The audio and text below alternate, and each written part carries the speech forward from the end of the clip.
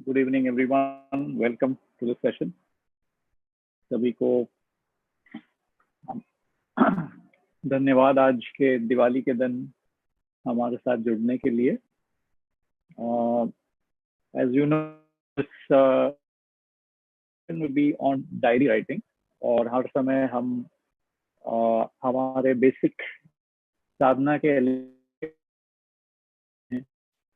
ध्यान, सफाई और प्रार्थना और कभी कभी रिलैक्सेशन के द्वारा हम अपनी साधना के बारे में और कुछ जानते हैं। मगर एक पहलू है हमारे पद्धति का जो हमारी प्रगति में बहुत ही ज्यादा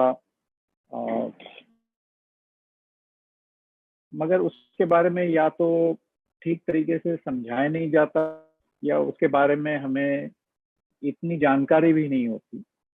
हालांकि सारे मास्टर्स की लिटरेचर में डायरी राइटिंग पे बड़ा जोर है और मास्टर्स की खुद की डायरीज हमारी लिटरेचर है। तो ये भी एक मिसाल है कि इस डायरी राइटिंग का महत्व कितना होना चाहिए और हम उसका कैसे सही तरीके से उपयोग करें।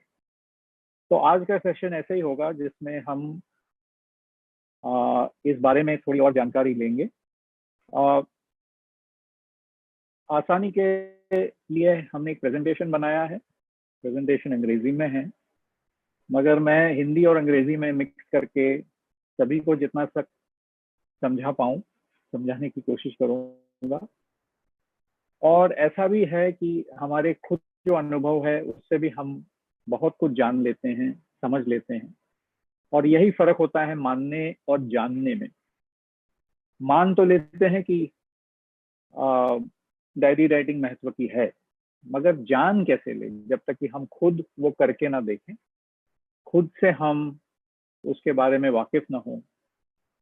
तो आज का ये प्रयास ऐसा ही है कि इसके द्वारा हम प्रेरित हों, जिससे कि हम पहले तो डायरी मेंटेन करना सीखें और उसके पीछे का जो बहुत ही महत्वपूर्ण कारण है कि क्यों मेंटेन करें उसके बारे में थोड़ा सा हम अपने आप को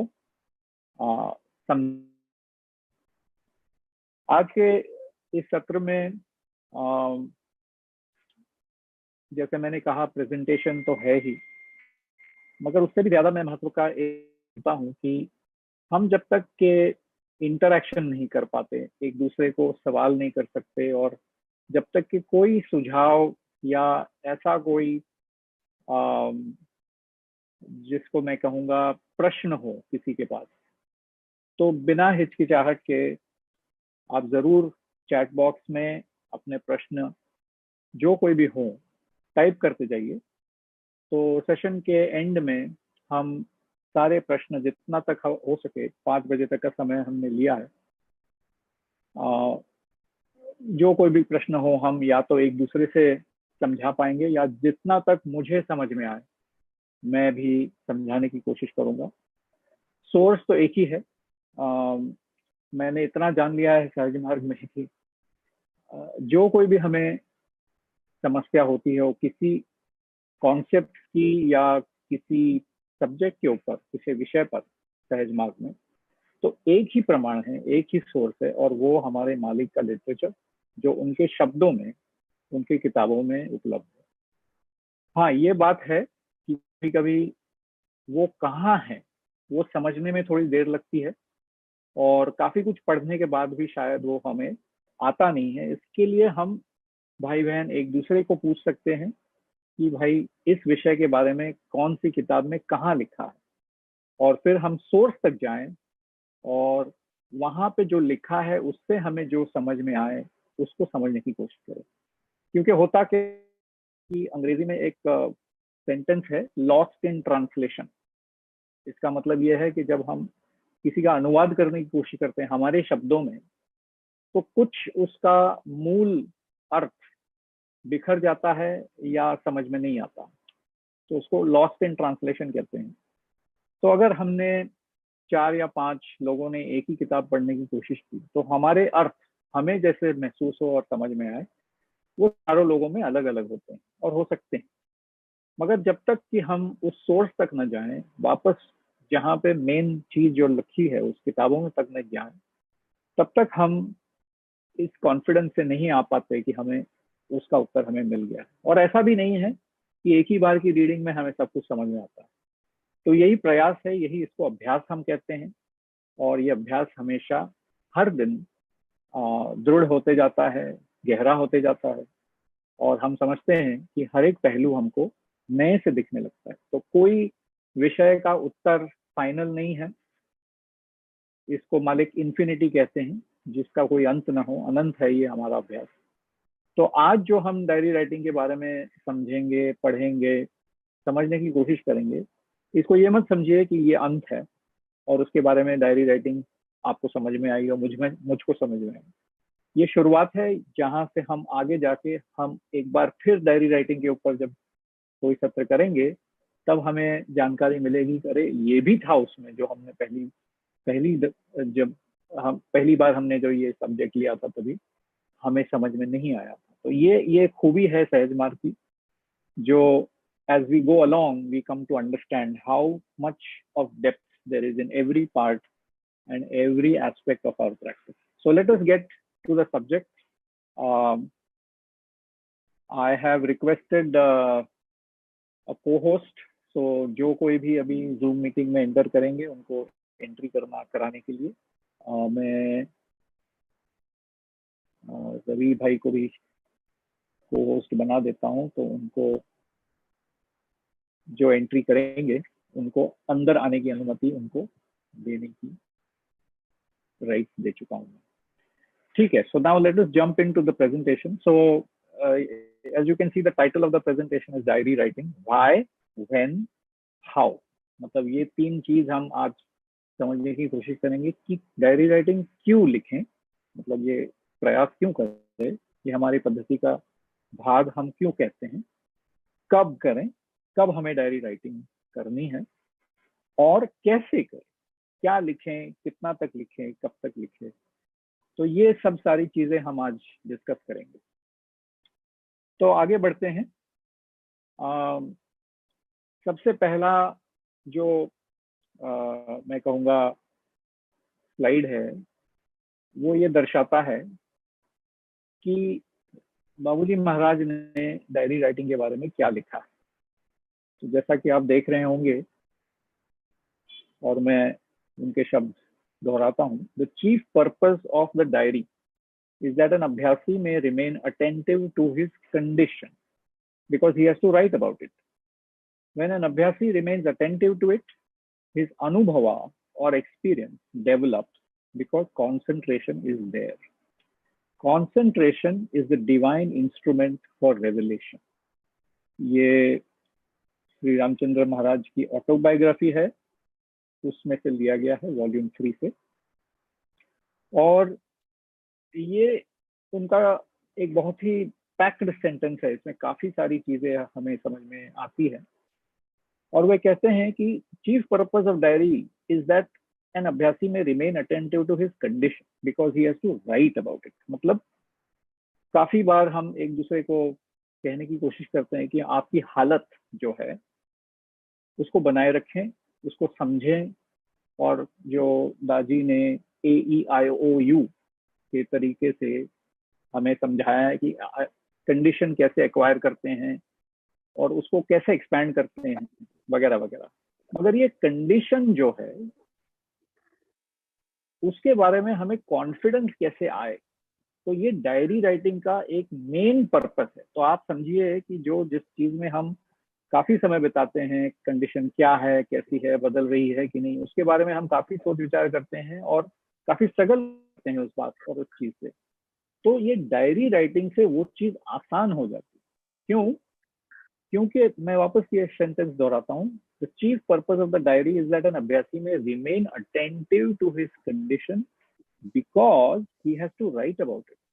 अब समझिए, आपको सत्संग के बाद या ध्यान के बाद अगर हमने कहा कि आपकी हालत कैसी है, आपको कैसे लग रहा है, ये जब प्रश्न अपने आप को हम पूछते हैं तो कई बार हम सिर्फ एक ही किस्म का कोई उत्तर देते हैं। हमें अच्छा लगा, हमें हल्का लग रहा है, या शायद दूर दूर तक के कह सकते हैं कि बहुत गहरा ध्यान का अनुभव रहा, अब मुझे बहुत अच्छा लग रहा है।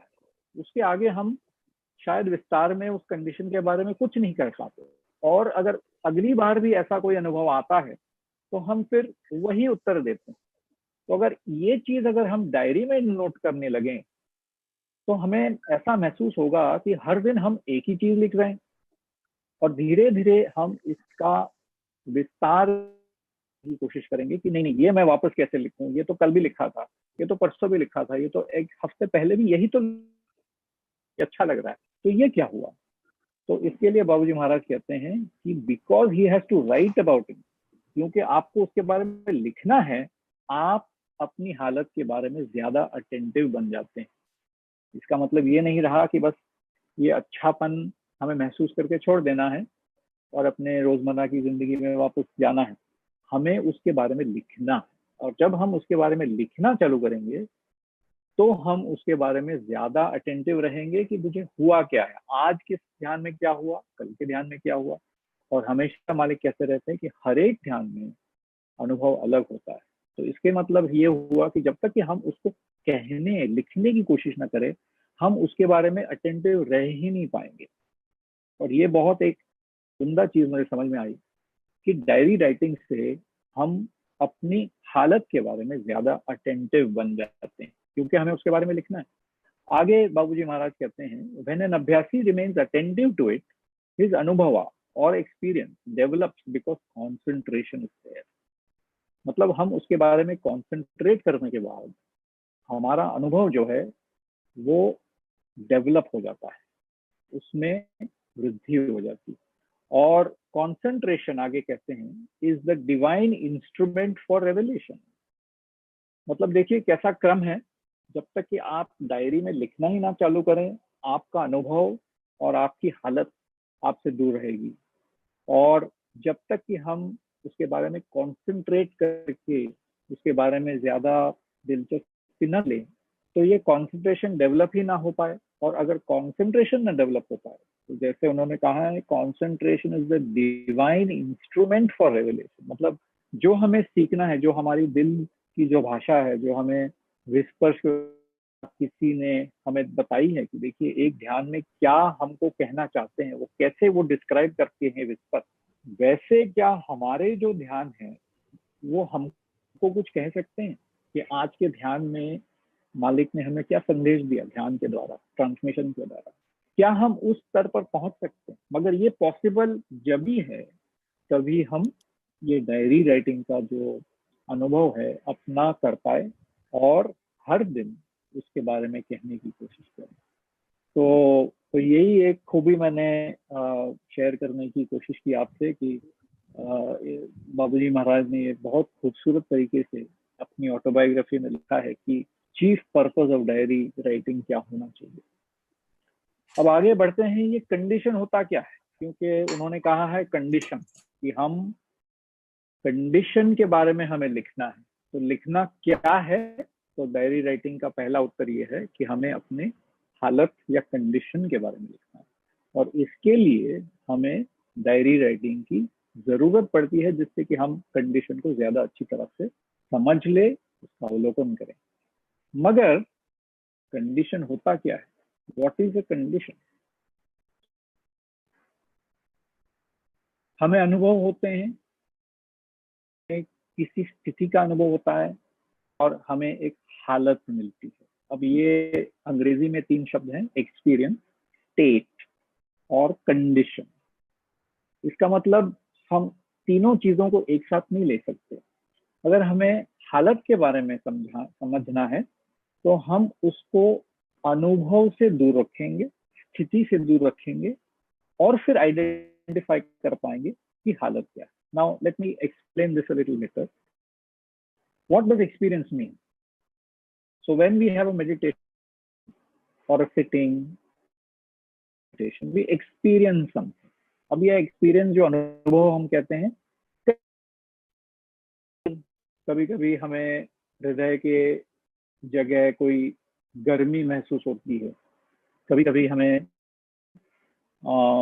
अज अग्नि चक्र जो कहते हैं, त्रिकुटी, जो आईब्रोज की वहाँ है, वहाँ कोई डिस्टरबेंस या वाइब्रेशन फील होता है। कभी कभी हमें ऐसा लगता है कि हम बैठे ही नहीं है, मगर हमारी, जिसको कहते हैं बॉडी कॉन्शियसनेस, चली गई। हमें लगता ही नहीं कि हमारे कोई अवयव हैं, पैर हैं या हाथ हैं, हमें समझ नहीं आता, हम हैं बस, इसका अनुभव होता है। अगर बॉडी कॉन्शियसनेस चली जाती है, हम कॉन्शियस तो रहते हैं मगर हम शरीर में हैं, इसका अनुभव नहीं होता, वो एक अनुभव है। ऐसे कई अनुभव हमें आते हैं, मगर वो नहीं, उसको हम हालत नहीं कर कहेंगे, उसको एक अनुभव कहेंगे। अब जाके देखिए, स्थिति, स्थिति क्या होती है? स्थिति ऐसी चीज होती है जहां पर हम ये कह सकते हैं कि मैं किस स्थिति में था। अब देखिए, 3 या 4 प्रकार की स्थितियां होती हैं। एक तो जागृत स्थिति, जिसमें हम वेकिंग कॉन्शियसनेस कहते हैं। दूसरा है स्वप्न स्थिति, जहां पे हमें लगता है कि हम किसी ड्रीम में चले गए हैं, तो that is a state. And sometimes we are not even aware of anything, सपना भी नहीं था, कॉन्शियसनेस भी नहीं थी, ऐसा लगा कि हम सो गए, उसको डीप स्लीप या अनकॉन्शियस स्टेट कहते हैं। और चौथी जो स्टेट मास्टर ने समझाई है, जिसको हम उन्होंने काफी खूबी से बताई है, फोर्थ स्टेट जिसको कहते हैं तुरिया, जहां पे कॉन्शियसनेस होती है, अवेयरनेस होती है, मगर वो जागृत कॉन्शियसनेस नहीं होती, कहीं और प्रकार की कॉन्शियसनेस होती है, जिसको हम सुपर कॉन्शियसनेस कहते हैं। तो ये 4 स्थितियां हैं, मगर ये भी हालत नहीं है, ये स्थिति है, ये स्थिति का अनुभव है हमारा। हालत क्या चीज है फिर? What is condition then? So how do I distinguish between the experience I get in meditation, the state I achieve in meditation at some point of time, and the condition I get in meditation? तो हालत जो चीज मैं कहना चाहूंगा, वो चीज है जो ध्यान के बाद में रह जाती है। ध्यान के बाद में हमें जिसका अनुभव रह जाता है, उसको मैं हालत कहूंगा। So the condition is something which persist. Experience जो है वो ध्यान में होता है, तो ध्यान के बाद वो एक्सपीरियंस चले जाता है, हमें याद आता है वो, मगर उसको हम बार बार अनुभव नहीं करते ध्यान के बाद। स्थिति भी ऐसी होती है कि उस स्थिति में जब हम चले जाते हैं, स्वप्न स्थिति में, समझिए आप ड्रीम में चले गए, ऐसा लग रहा है आपको ध्यान में, और आप ध्यान में आने के बाद लगता है अरे मुझे लगा कि मुझे सपना आ रहा था, मगर वो स्थिति आपकी अब नहीं है। इसका मतलब वो कंडीशन नहीं बनी, वो आपकी स्थिति बनी थी। मगर अब क्या लग रहा है तुम्हें? आज ध्यान के बाद जो स्थिति रह जाती है, the condition which persist for some time, is what is called as a condition. So what are we to write about? Of course we can write about our experience, of course we can write about the state we experience also, but what is most important is that in diary writing we have to describe the condition the meditation or the sitting or the group meditation left us with. Okay, so this is how I would think one should distinguish between an experience, a state, and the condition. And if I can distinguish this, diary writing के लिए मुझे काफी कुछ मिल गया।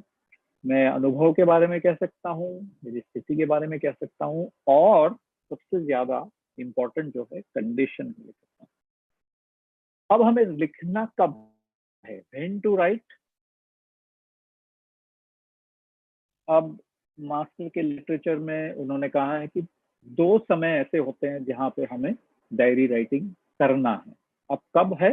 पहली, immediately after sitting, individual meditation, group meditation और cleaning. जब कभी भी हम अभ्यास में सिटिंग लेने जाएंगे, या आपका खुद का व्यक्तिगत ध्यान हम जब करते हैं सुबह, या हम ग्रुप मेडिटेशन में जब बैठते हैं उसके बाद में, और सफाई के बाद में, ये चीजें इमीडिएटली उसके बाद में जब करनी है, तब हमें डायरी राइटिंग का अवसर मिलेगा। This is the opportunity to write the diary. दूसरा एक समय है जब हम एक जनरल ऑब्जर्वेशन अपने बारे में, अपने स्वभाव के बारे में, अपने चरित्र के बारे में, अपने आप के बारे में, हम दिन के अंत में एक नोट करने का एक समय भी हमें मिलता है। जब हम अपने प्रैक्टिस के बारे में सीरियस बन जाते हैं, हमारा चरित्र बदलने की कोशिश करते हैं, character formation is something that we become interested in. And then the diary writing at the end of the day becomes very, very important. And I think that is the second time that Master has recommended that we write the diary. So one is immediately after a sitting, meditation, group meditation or cleaning. And second is general observations about our changes that we experience to be noted at the end of each day, every day. If you see Master's Diary, उनकी 3 किताबें हैं titled in his footsteps. चारी जी साहब की खुद की diaries हैं जिनमें हर एक दिन का आपको रिकॉर्ड मिलेगा. कभी कभी उन्होंने एक पैराग्राफ लिखा है, कभी कभी एक सेंटेंस लिखा है, कभी 2-3 दिन ऐसे मिस हो जाते हैं उनके, वैसा भी उसका अनुभव है, मगर काफी रेगुलरिटी आते हैं उनकी डायरीज में. तो अगर वो आप मिसाल के तौर पे लें तो you can understand simply when is it that we write, how to write it, and at what time. So this is something which we can be very assured of, that this is something which Babuji Maharaj has also said, brood about it for a few minutes. इसके ध्यान के बाद हमें 5 minute अपनी स्थिति के बारे में ब्रूडिंग करने की जरूरत है, सोचने की जरूरत है, और उसके बाद में इमीडिएटली हमें जो कुछ भी हालत महसूस होती है उसके बारे में हमें लिखना है. तो जैसा हम जानते हैं अभी तक हमें क्या लिखना है की जानकारी हो गई, कब लिखना है की जानकारी लिखी, क्या लिखें. अब ये बहुत ही खूबसूरत है, आपकी स्क्रीन पे आ रहा है, आप पढ़ लीजिए.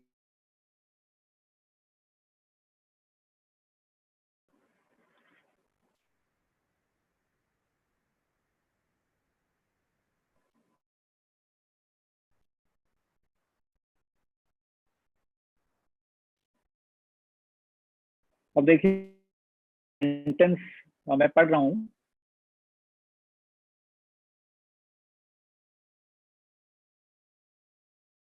जैसे एक्सपीरियंस अभ्यासी हैं उनको तो समझ में आएगा इसने ये किसने लिखा है. After a sitting, into brackets, your own meditation and cleaning, as well as group satsang and sitting with preceptor, ask yourself, how was the sitting? Was it deep? Were there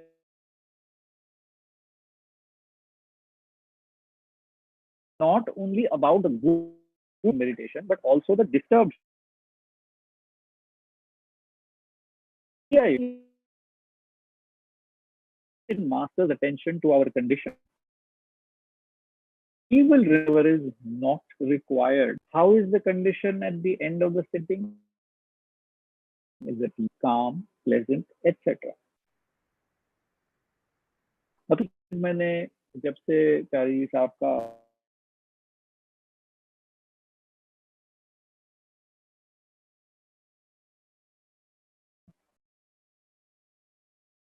come very Frank के बाद या sitting के बाद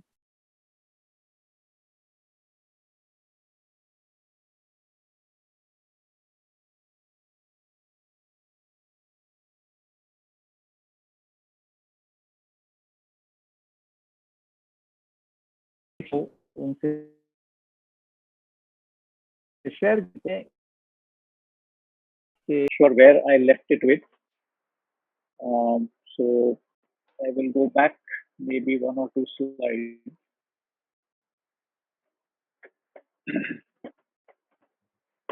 One slide previous to this. Okay. So we missed out a lot, I think. So I was talking in space. So what to write? Now, this was something which I was very interested in, and I'll just read out what is there on the slide.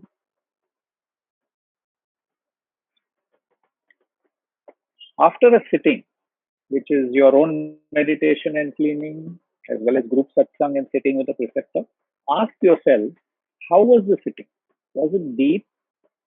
Were there any disturbances and thoughts? We should write not only about the good state during meditation, but also the disturbed state.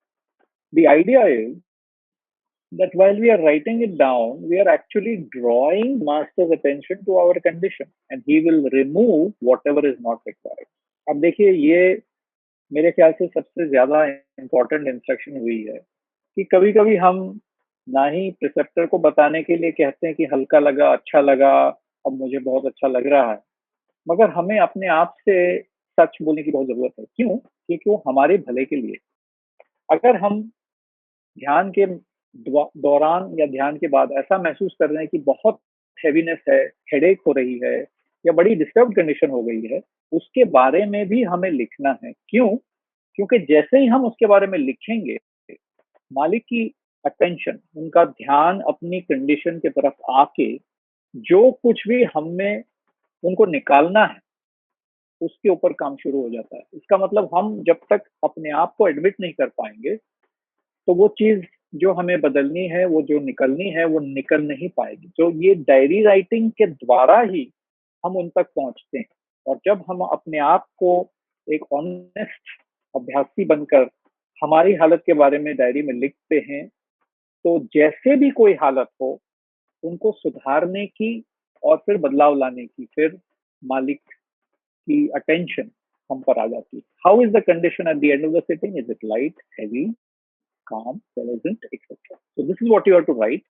And I think this was a very important aspect because in a couple of other slides also you will come to know what is the main reason to write everything.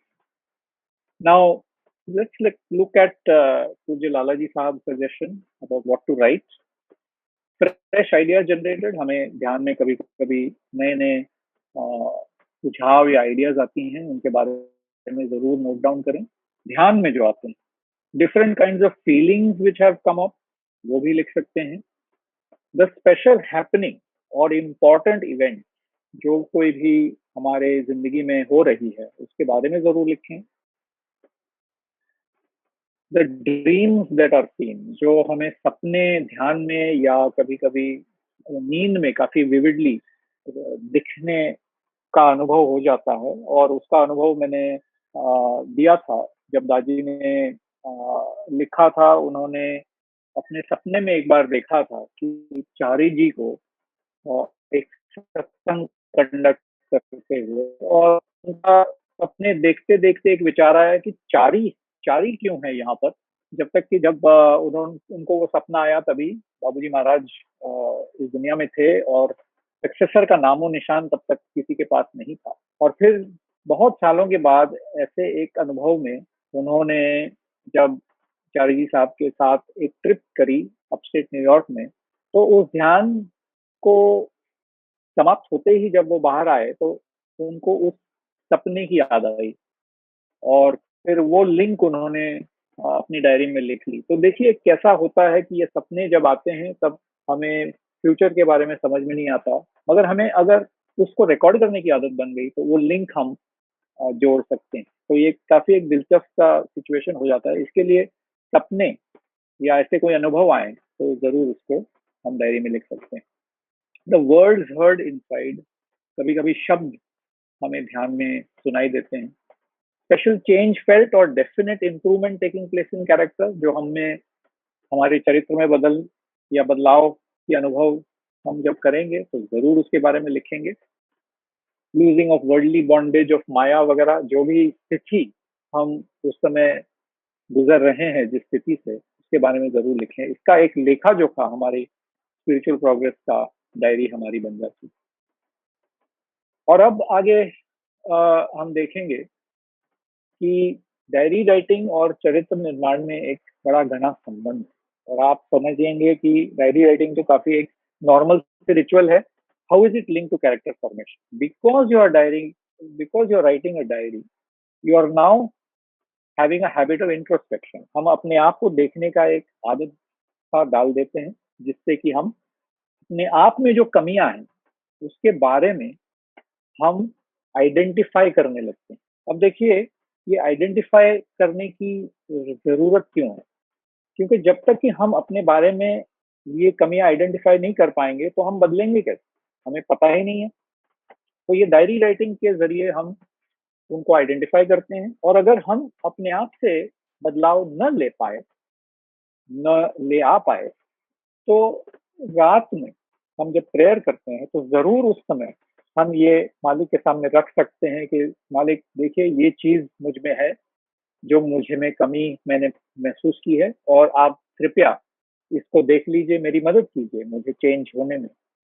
मगर ये अगर identify ही ना हो, तो उस प्रार्थना का प्रभाव कहाँ तक होगा आपका? how how profound can your prayer be? Because now I have identified my prayer can have a purpose, and that is how wonderful this diary writing can help us in our progress. It is a record of steady progress. तो अगर हमने पिछले एक साल में या पिछले 3-4 महीने में जो लिखा हुआ है, उसको देखने के बाद एक हमको कॉन्फिडेंस आना चाहिए कि हम में बदलाव आ रहा है, हम प्रगति कर पा रहे हैं। और सबसे अच्छी चीज मैं समझता हूँ, जब हम एक ही चीज लिखते जाएंगे तो उसको स्टैग्नेशन के तरीके से हम आइडेंटिफाई कर सकते हैं कि मैं वही समय वही सब चीज वही वही वापस लिख रहा हूँ। इसका यही एक मतलब हो सकता है कि मैं स्टैग्नेट हो रहा हूँ। इसका मतलब मुझे अपने ध्यान और पद्धति में इतना आनंद नहीं लेना चाहिए, क्योंकि मैं आगे नहीं बढ़ रहा हूँ।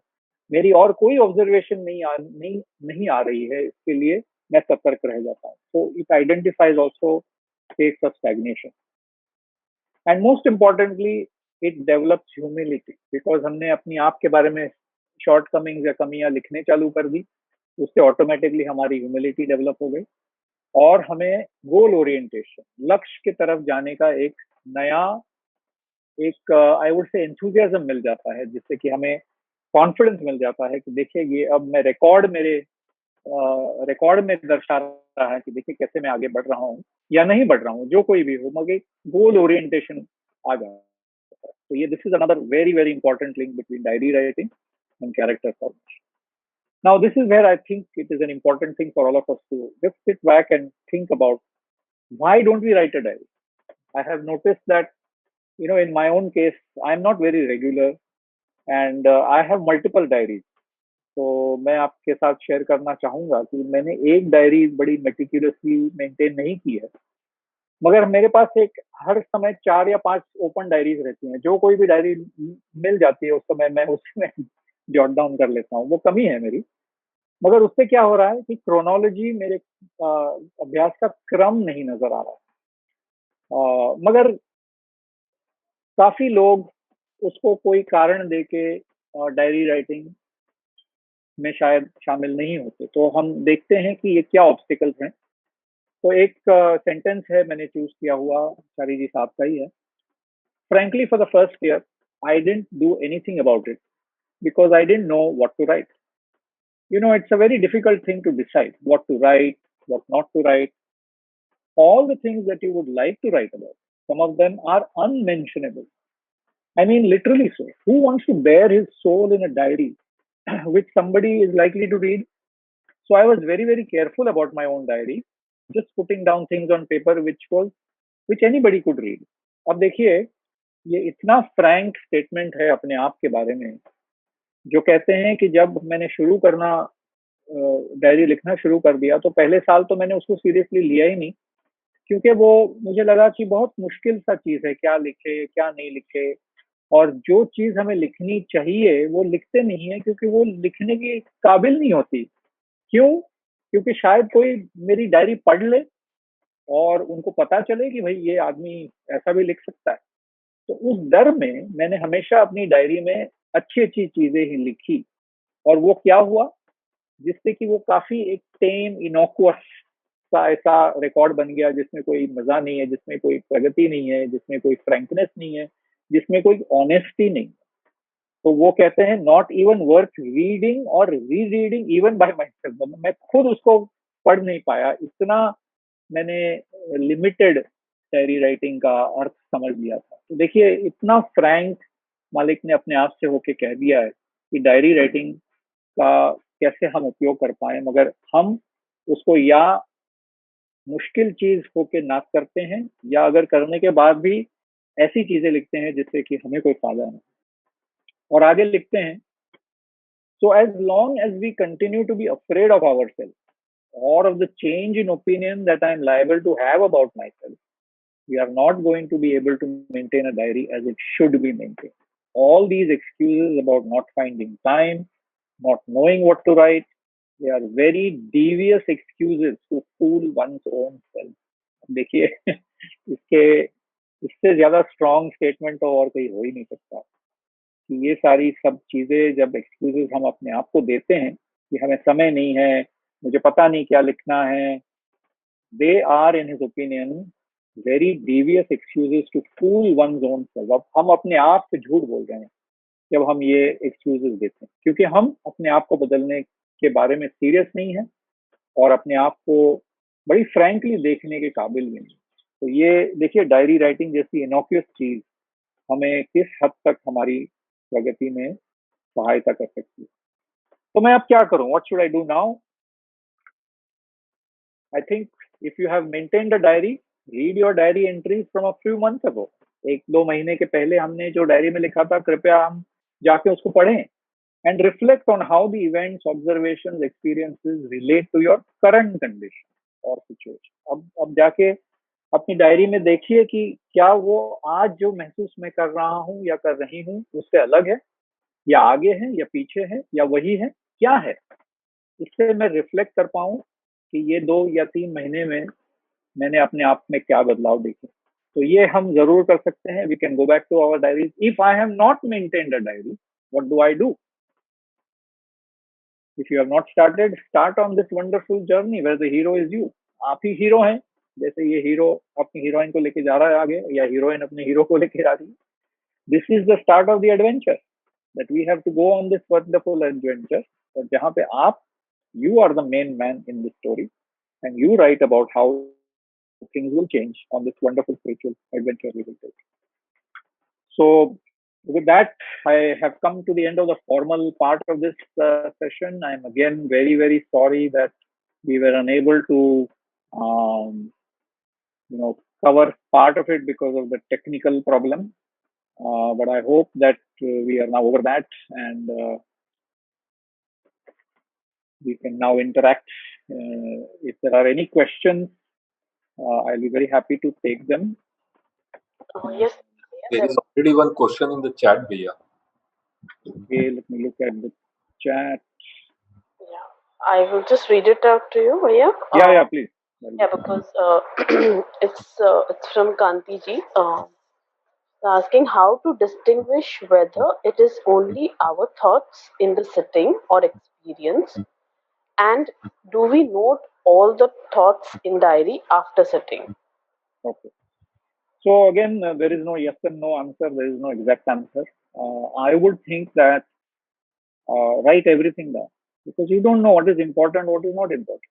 कभी कभी ऐसे लगता है जब हम लिखते हैं that you don't think that that was important at that time, but later on you realize, oh no, that inspiration, that thought which came at that time really now makes a lot more sense to me.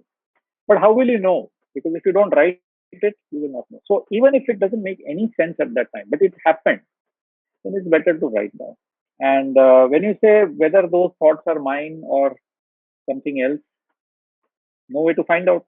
Only the way to find out is write them, and then later on realize whether it was either something which came from outside at that time, it was an impression, or was it something which came out of myself. But one thing I can share, that whatever is coming in our meditation is largely out of ourselves only. There is not much else outside of that. So it's either my interaction with the outside world which projects as a thought or an impression or something, or it's always me. I have to be there for me to experience.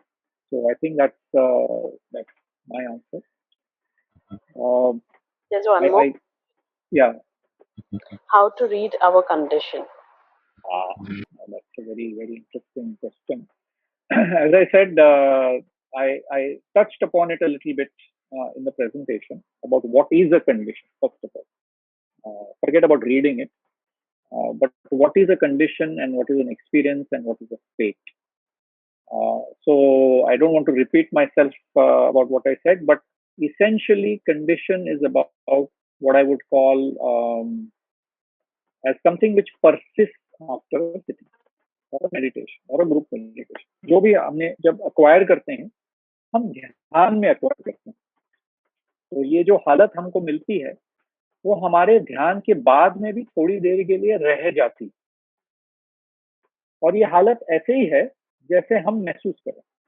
अब कभी कभी इसको शब्दों में बताने में थोड़ी सी परेशानी होती है। मगर अगर आपने हार्टफुलनेस का वीडियो देखा होगा तो उन्होंने कहा है कि हालत जो है वो हमारे इनर मोस्ट स्टेट का एक प्रमाण है। मतलब अगर हमने आंखें बंद करके ध्यान करके कोई भी बाहर का कोई इंटरफेरेंस नहीं किया हो, तो हमें जो अंदर से महसूस हो रहा है उस समय, उसको हम हालत कहते हैं, उसको हम कंडीशन कहते हैं। और ये कंडीशन हर वक्त बदलते रहती है। कैसे? अब समझिए मेरी एक कंडीशन हो गई कि मुझे किसी बात से चिढ़ हो गई या इरिटेशन हो गया, तो ये मेरी हालत बन गई। अब ये हालत उस समय तक रही जब तक कि मैंने किसी को देखा या जो कोई भी ऐसी सिचुएशन या घटना घटी जिससे कि ये हालत बदल गई। मैंने जिसको मिला, उस आदमी ने मेरी ऐसी एक किसी ने जोक कह दिया या ऐसा कुछ कह दिया जिससे ये हालत जो बनी थी इरिटेशन की वो बदल गई। तो कंडीशन का मतलब सिर्फ यही है कि मेरी innermost condition in my heart हर समय क्या है, उसको हम हालत कहते हैं। और ध्यान में जब हम बड़े गहरे ध्यान में चले जाते हैं तो हालत इस तरीके की बन जाती है जो आप आइडेंटिफाई कर सकते हैं कि ये बहुत ही गहरी शांति की हालत या ऐसी कोई हालत बन जाती है। जब मैंने बताया भी कि कभी-कभी ध्यान के बाद काफ़ी डिस्टर्ब फ़ील हो जाते हैं, तो वो हालत बन गई आपकी, डिस्टर्बेंस हो गया, रेस्टलेसनेस बढ़ गई, ये भी हालत ही है। और उस हालत को हम देखते जाते हैं आगे, जब तक कि हम आगे जाके उस हालत को बदलाव नहीं महसूस करते। हम हालत में बदलाव कैसे महसूस करेंगे? जब हालत बदलती है। तो मालिक ऐसा कहते हैं कि ध्यान के बाद किसी ने उनसे पूछा कि साहब आप पानी पिएंगे? तो बाबूजी महाराज कहे कि नहीं नहीं, उससे हालत बदल जाती है। मतलब देखिए, जब हम पानी भी पीते हैं हमारी अंदरूनी हालत उससे बदल जाती है। जब हम बाहर से आ जाते हैं तो हम अपने आप को थर्स्टी फील करते हैं, वो हालत फिलहाल प्यास की है। और जब हमने पानी पीने के बाद हमें थोड़ी ठंडक पहुंचती है तो हमारी हालत बदल जाती है। तो this is all what is condition, it is not something very esoteric, but there are spiritual conditions which persist beyond this feeling, and that is what we have to explore. So I hope I was able to explain to a certain extent. First of all, identify what is an end condition. It is not experience, it is not a state, it is something which persists for some time. This is how I feel for some time, and then explore more and more and to see when it changes. Suppose आपने ध्यान में बहुत ही गहरी शांति का एक अनुभव कर लिया हो और आपको बहुत अच्छा लग रहा हो और आप जाते जाते बाहर ही आपका किसी के साथ झगड़ा हो गया, और झगड़ा होते ही क्या होता है, हमारी मन की हालत बदल जाती है और जो शांति का अनुभव हम कर रहे थे वो खो जाता है और इरिटेशन और चिढ़ और फिर एंगर और पता नहीं क्या क्या आ जाता है। तो अगर हम उसको सिर्फ विटनेस कर पाए, उसको हम ऑब्जर्व कर पाए, तो हम शाम को जब डायरी लिखेंगे तो इतना जरूर कह सकते हैं कि मेरी सुबह की ध्यान के बाद की जो हालत बनी थी वो बाहर जाते जाते उस रास्ते पे उस आदमी के साथ उस वार्तालाप के बाद चली गई। इतना तो आप रिकॉर्ड कर सकते हैं। तो इतना तो आप रिकॉर्ड कर सकते हैं कि हालत बनी थी और ये चीज होने के बाद हालत बदल गई। फिर और आगे जाके हालत और बदल जाती है। घर में आने के बाद हमने सफाई की, उसके बाद में भी हालत बदल जाती है, उसके बाद में हल्कापन महसूस हो जाता है, और फिर वो भी रिकॉर्ड कर सकते हैं कि दिन भर की जो इरिटेशन वगैरह मैंने फील की वो शाम की क्लीनिंग के बाद मेरी हालत बहुत सुधर गई और मुझे अच्छा लग गया। तो ये जो रिकॉर्ड है उससे धीरे धीरे हम हालत के बारे में अटेंटिव रहने लगते हैं। तो जब पहले स्लाइड में मैंने बताया कि हमने डायरी राइटिंग क्यों शुरू की और क्यों करनी है, क्योंकि हम हमारी हालत के बारे में अटेंटिव रह जाते हैं। मगर हमने अगर उसके बारे में लिखा नहीं तो आज ऐसे हुआ, कल वैसे हुआ, मैं भूल भी गया, मैं जल्दी में था, मैं भूल भी गया, मैं उससे झगड़ा कर लिया था, मैं भूल भी गया कि सुबह मेरी इतनी गहरी शांति की हालत थी। तो अगर मैंने लिखा ही नहीं उसके बारे में तो मैं ये सटल्टीज जो है, जो चेंज, जो बदलाव मुझ में आ रहा है वो मैंने खो दिया। तो ये एक बेसिक रीजन है कि हमें डायरी राइटिंग और कंडीशन में हम कैसे लिंक करते हैं और कैसे हम कॉन्फिडेंस ले आते हैं कि हाँ ये कंडीशन थी। ये क्वेश्चन आपके पास नहीं होगा अगर आपने डायरी राइटिंग सही तरीके से की। तो डायरी राइटिंग आपने शुरुआत करी हो तो धीरे धीरे आपको वो रिकॉर्ड करने के लिए आपको अटेंटिव रहना पड़ता है और उसी से हम सेंसिटिव बन जाते हैं. तो ये डायरी राइटिंग एक बड़ा ही वंडरफुल टूल है. I can see some more question. Yes, there are two very interesting questions. One is from Anjana. I feel a profound restlessness during my personal meditation sessions from time to time, that even continuing with meditation becomes difficult. I don't know what it means. Can I get an explanation for this? Okay, the simplest explanation is that is your problem. Is your restlessness. So you have to probe into the root cause of that restlessness. Restlessness is a broad word. I have no idea what it can be for you. I will be restless because of something that makes me restless. You will be restless because something which is making you restless, which is absolutely unique to you. It has nothing to do with the meditation. I can say that why are we restless mostly? Because we are at a state of unease. We are not comfortable with ourselves. That's why we become restless. Matlab, either something has to be done which is not done, something which has to be done but I'm doing nothing about it, or something which I have to do which is not something which is to my liking, or what I'm undergoing which is not something which is comfortable to me. These things cause restlessness. Again, it's a very, very simple and very basic answer I'm trying to give you, but the first answer I gave you was the right answer, that you yourself will tell you why you are restless, what is the cause of that restlessness, and why is it not going away. Meditation is a means to reflect what is happening inside you. Okay, that's all what meditation is. Meditation will not give you peace. It will not give you anything what people mostly expect meditation to be. Meditation is looking. If you find restlessness inside, you know what is the cause for it, right? You have caused it yourself. So be frank, find out what is the cause for this restlessness, and try to solve it. Because it may not be something spiritual, it might just be very material. You know. So apologies for not giving you a complete answer, but I think maybe you got a hint of what I wanted to say. There's one more, in fact, two more questions. One is from Sumit Mukherjee. He is asking, how do you actively recreate a condition felt earlier? That is one. And there is another question which is, I think so it's related, so I'm just narrating it to you. It's from Bharti, and she's asking, how can we keep calm condition after meditation throughout the day? Okay. So I'll attempt to answer the first question, which is how to actively recreate a condition felt earlier. हम जब बचपन में पहली बार आम की carry या अचार खाए थे, in our childhood, anything which was so distinct in flavor, when we remember that taste, don't we feel young again? As if we are there in that state again, no? It is how you recreate the condition. But for recreating the condition, I should become very familiar with the condition. If I am so familiar with the condition, I can recreate it. But if it was a fleeting condition, I can't recreate it because I didn't hold on to it. I didn't live in it. I did not become one with it. That A-E-I-O-U, I did not follow. Then it is very difficult to recreate it. But recreation is possible only if I distinctly remember it. Because all I have to do is to remember it, and the condition descends. So I was giving that example of that childhood memory.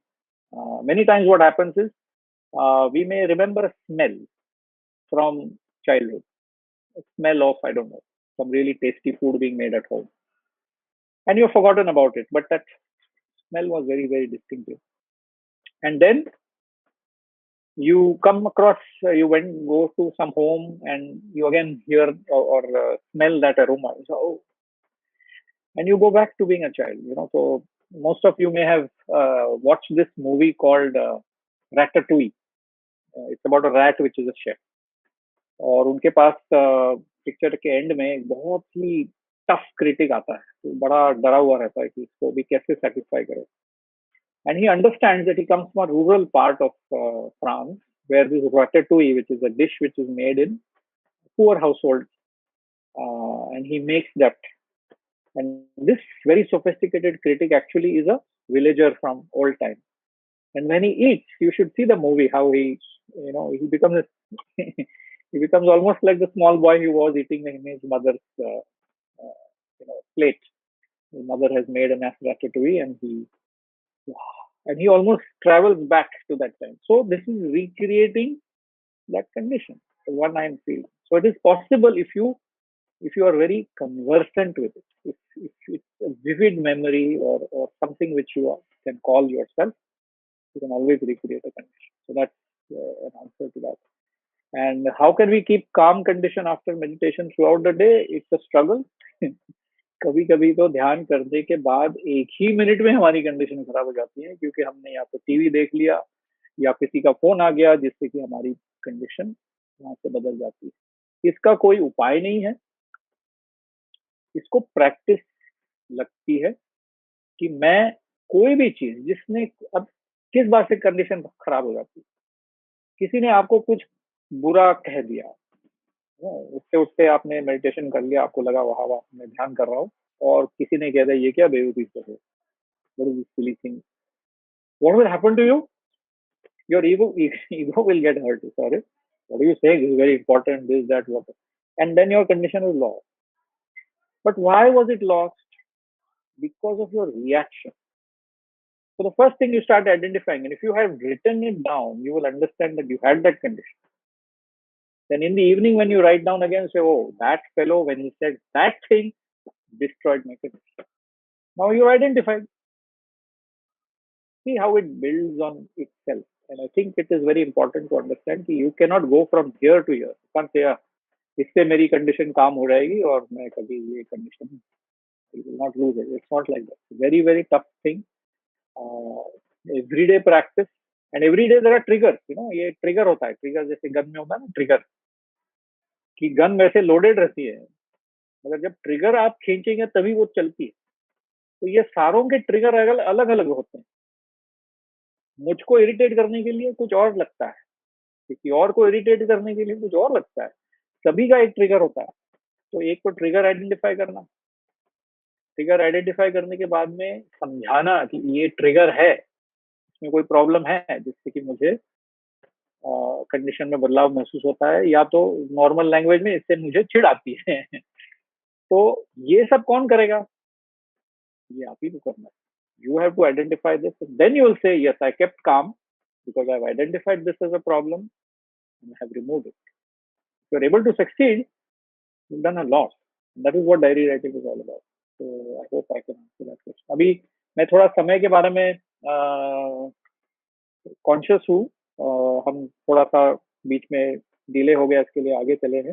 Maybe we'll take one or two more questions. Okay, sure. There's just one more question, last question. Let us take that from Mahendra. He's asking, sometimes we are unable to exactly describe our experience or condition. That is fine. That is okay.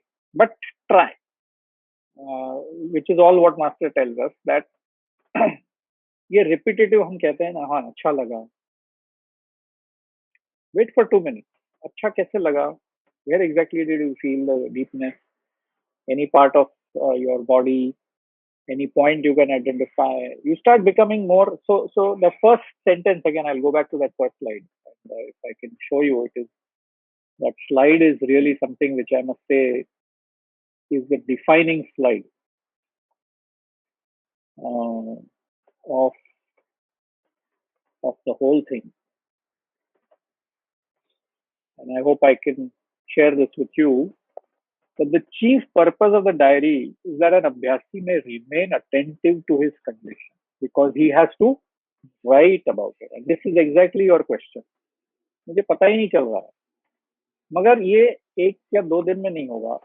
मुझे इस condition के बारे में अभी लिखना है, तो मैं कैसे लिखूंगा? जब तक आप पेन और पेपर नहीं लाएंगे, आपको ये आंसर नहीं आएगा.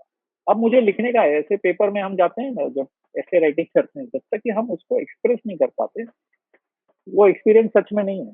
वो एक्सपीरियंस काफी वेग है. अच्छा लगा, अभी अच्छा कैसे लगा, आप एक 3 सेंटेंसेस वो अच्छेपन के बारे में लिखिए, फिर आप उस कंडीशन को एक्सप्लोर करें. So my only response to that is just simply this, that be a little more attentive to it and you will find out. Be confident. The more and more you write, the more and more it is easy to do. So I thank all of you for having joined for today's session. Really wonderful for sharing this thoughts about diary writing. Something which is there all the time but we ignore. And my own personal experiences tell me that this is a very important tool for self-reflection and for trying to do better at what we are doing. So first of all, thank you very much, Namrata's sister, for helping me out through this tough time. We had a technical problem and she really helped. रख दो, 4 ही. हाँ, कोई नहीं है, अभी आएंगे. Thank you again for making sure that you could convey the questions to me, and it's a wonderful job. Thank you, Ravi, to have alerted me to the fact that I was absent from the meeting. And I hope that we all enjoyed our time here. So, very happy Diwali to all of you. Happy Same New to you, Year. brother. Thank you. Same to you. Thank you, and same to you. Happy Diwali, Saal Mubarak to all. And hopefully the next New Year is going to be much better than the last. Yes. Thank you all. नहीं Thank नहीं, you. मेरे 4 से Thank you. Thank you.